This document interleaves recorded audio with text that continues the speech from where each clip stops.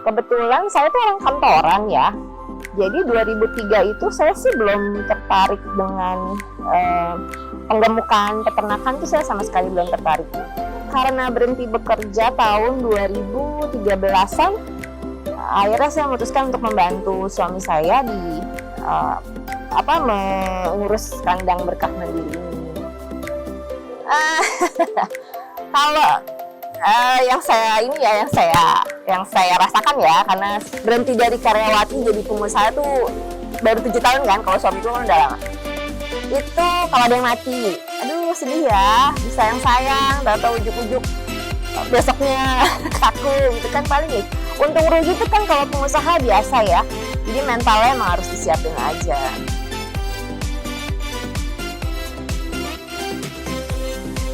Halo, assalamualaikum warahmatullahi wabarakatuh.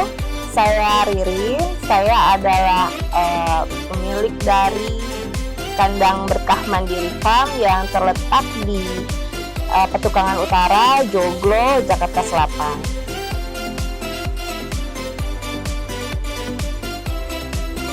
Farm ini tuh berdiri dari tahun 2003. Dan awalnya itu bukan kandang, ini hanya kayak penampungan hewan-hewan yang nggak laku di Idul Adha. Nah kebetulan kan yang pertama kali berkecimpung itu suami saya ya, itu dia awalnya memang jualan itu di pinggir jalan.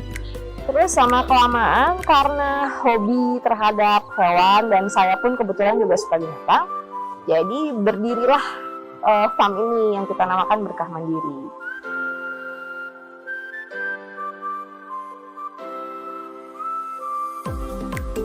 Kebetulan saya tuh orang kantoran ya, jadi 2003 itu saya sih belum tertarik dengan penggemukan peternakan, tuh saya sama sekali belum tertarik. Karena berhenti bekerja tahun 2013-an, akhirnya saya memutuskan untuk membantu suami saya di mengurus kandang berkah mandiri ini.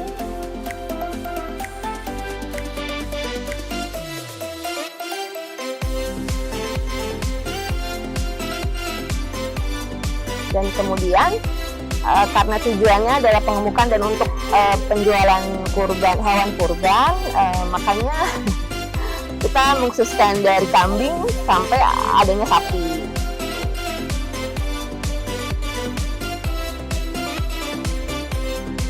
Karena awalnya memang saya suka hewan, jadi di rumah itu nggak cuma ada burung dan lain-lain, tapi udah ada kelinci, ada ikan. Jadi emang pada dasarnya kita berdua ini suka hewan.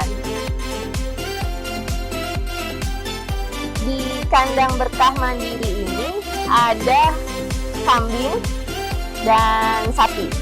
Kebetulan kambingnya sih jenisnya kebanyakan etawa ya, tapi ada juga kok kalau menjelang lebaran haji itu segala kambing, jenis kambing ada. Dan untuk sapi alhamdulillah juga kita sih lengkap ya, ada limosin, simental, sapi PO, sapi Bali pun kita juga sedia. Jadi kandang ini tuh kapasitasnya sampai 200 ekor sapi ya. Di atas tanah mungkin 1000 meter lah ya, 1000-an meter. Terus awalnya sih memang itu tadi, kita kan awalnya cuma tempat penampungan. Jadi tempat penampungan hewan-hewan yang nggak laku di musim lebaran haji. Lama-lama kita punya sendiri kan.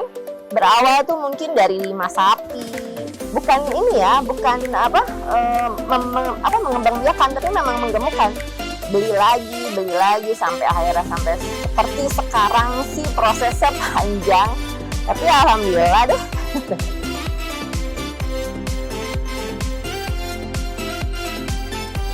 Karena kapasitasnya 200 ya, dan itu pun kan kalau lebaran haji itu datang pergi kan, langsung diambil, nanti ada lagi pemesan. Ya sekitar 200 ekoran sih, alhamdulillah, dari segala macam jenis sapi ya.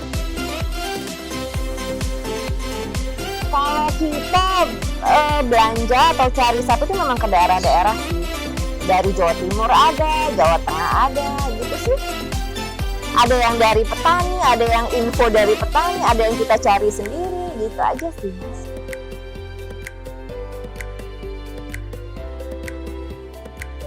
Kebetulan saya kan karyawati ya, mantan karyawati.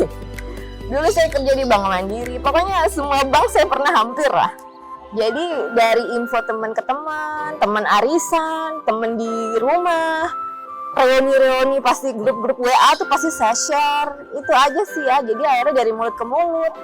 Dan kebanyakan sih pelanggannya itu aja ya, bertambah sih dari tahun ke tahun. Dan nggak cuman pribadi, tapi kantor pun juga kita mengadakan penawaran.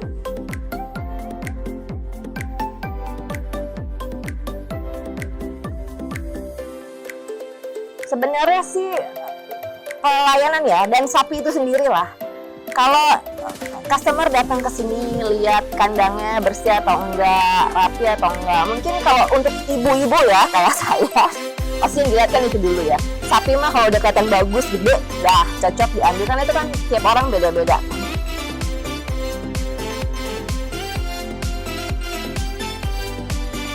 ABK di sini alhamdulillah sekitar 6 orangan. Ada bagian-bagiannya tuh Mas, ada bagian narik, ada bagian bersih-bersih di kandang, ngurus-ngurus hewan di kandang. Mandi sapi ya, termasuk perawatan ya.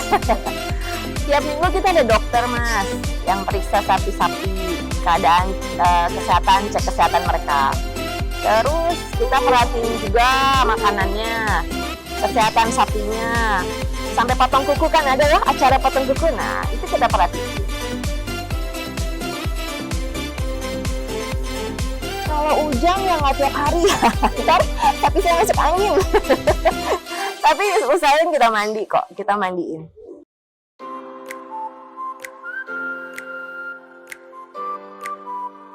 Kebetulan kan memang kita ada dokter ya, kita langsung hubungin.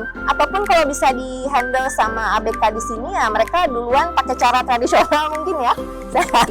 Itu langsung bisa di handle kok. Alhamdulillah sih mereka hebat-hebat lah ABK di sini mah.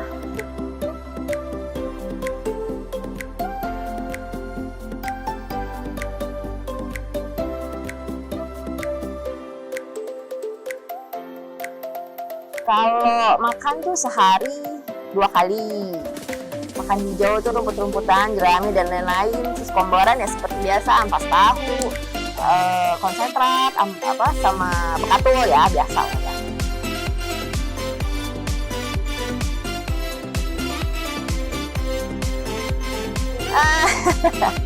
Kalau yang saya rasakan ya, karena berhenti dari karyawati jadi pengusaha tuh baru 7 tahun kan, kalau suami itu kan udah lama.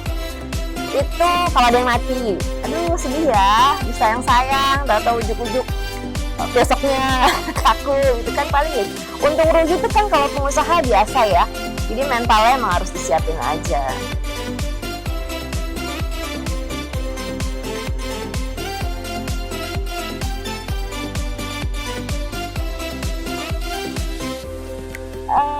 Kalau saya harapannya untuk usaha masa tua nantinya, saya bisa warisin ke anak-anak ya.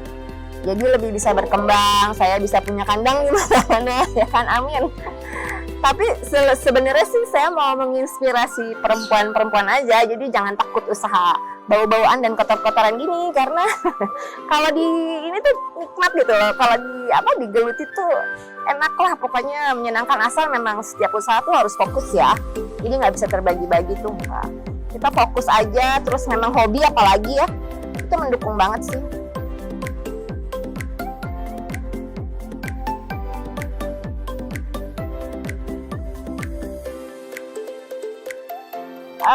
Untuk kebutuhan Lebaran Haji bisa datang ke kandang Berkah Mandiri, karena selain sapi-sapi itu terawat, terus kita juga tiap tahun itu ada dari dinas peternakan selalu dikontrol, jadi jangan khawatir, sapi kita pasti sehat.